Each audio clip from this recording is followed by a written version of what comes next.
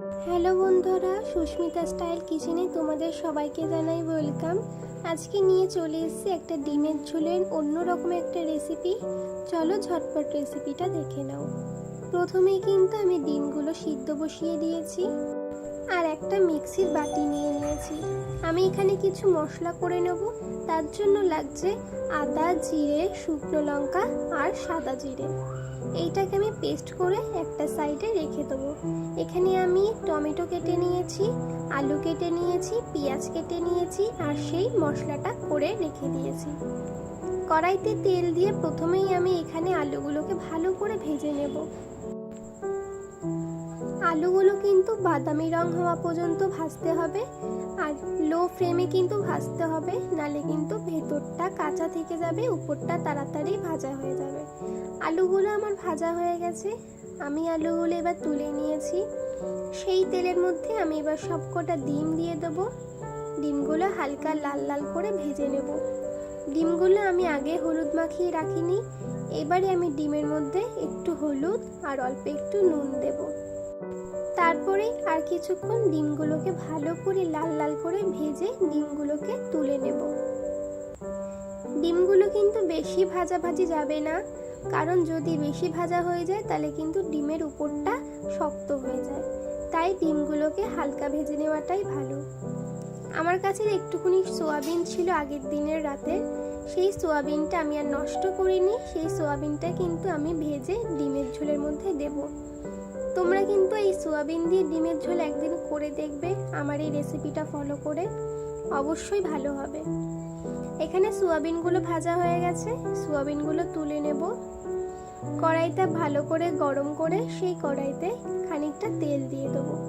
তারপরে একটু শুকনো লঙ্কা ফোড়ন দেব আর দিয়ে দেবো একটু সাদা জিরে। এটা যখন একটু হালকা ভাজা ভাজা হয়ে যাবে তখন দিয়ে দেবো পেঁয়াজগুলো। পেঁয়াজগুলো হালকা ভাজতে হবে, বাদামি রং হওয়া পর্যন্ত পেঁয়াজগুলোকে আমি ভালো করে ভেজে নেব। দেখতেই পাচ্ছ পেঁয়াজের কালারটা কিন্তু চেঞ্জ হয়ে এসেছে। এইবারে সেই মশলাটা করে রেখেছিলাম, সেই মশলাটা আমি এবারে দিয়ে দিলাম। তারপরে একটু পরিমাণ মতন হলুদ দেব আর তারপরে পরিমাণ মতন নুন দেব।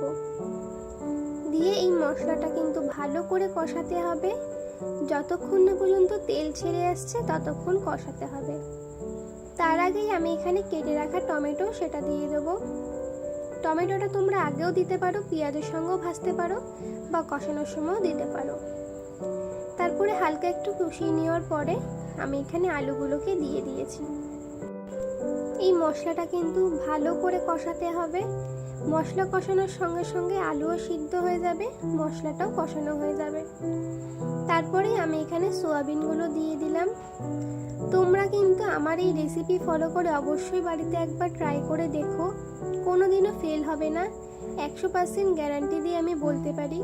আমি যেই রেসিপিগুলো তোমাদের সঙ্গে শেয়ার করি সত্যিই তোমরা বাড়িতে বানিয়ে দেখো, 100% গ্যারান্টি দিয়ে তোমাদের অবশ্যই ভালো হবে। তারপরে এখানে সব কিছু একসঙ্গে মিশিয়ে নেব ভালো করে। কষানো হয়ে গেলে আমি এখানে জল দিয়ে দেবো। তোমরা চাইলে কিন্তু উষ্ণ গরম জলও দিতে পারো বা ঠান্ডা জলও দিতে পারো, তাতে কোনো সমস্যা নেই, টেস্টের কোনো ফারাক আসবে না। আমি এখানে নর্মাল ঠান্ডা জলে ব্যবহার করেছি, যেটা আমরা খাই সেই জলটাই ব্যবহার করেছি। তারপরে এখানে ডিমগুলোকে দিয়ে দেবো। ভালো করে ডিমগুলোকে মিশিয়ে নেব। যখন ফুটে আসবে, আলুটাও সিদ্ধ হয়ে আসবে, তখন সবার লাস্টে গরম মশলা দিয়ে ঝোলটা নামিয়ে দেবো।